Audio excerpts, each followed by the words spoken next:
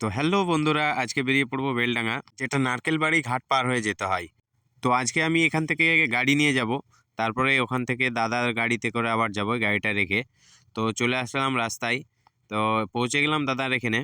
তো দাদার এখানে এসে দেখি গাড়ি দাঁড়িয়ে আছে, তো আমি এখান থেকে বেরিয়ে পড়লাম। বহরমপুর রাধারঘাট ব্রিজ পার হয়ে গেলাম। পার হয়ে দেখো কত সুন্দর প্রকৃতি।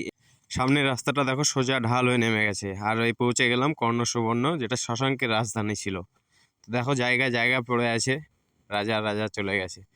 তো যাই হোক, চলে আসলাম কাজের সাইডে।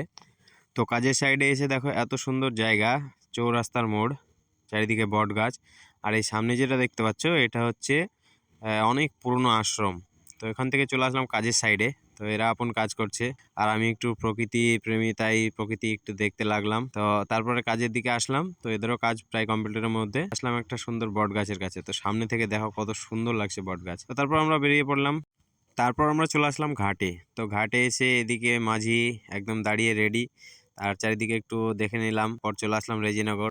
তো রেজিনগরে এসে খুব একটা সুন্দর ধাবা, সেখানে দাঁড়িয়ে গেলাম খাওয়ার জন্য। তো খাওয়ার জন্য চলে আসলাম। দুপুরের খাবারটা এখানেই সারবো। তো দেখো কত সুন্দর একদম দিয়েছে, খুব সুন্দর ছিল খাবারটা। তারপর খাওয়া দাওয়া সেরে আমরা বেরিয়ে পড়লাম। আর এখন আর ব্লগ কন্টিনিউ করা যাচ্ছে না, আজকের জন্য ব্লগটা এই পর্যন্তই। দেখা হচ্ছে আবার নেক্সট ব্লগে।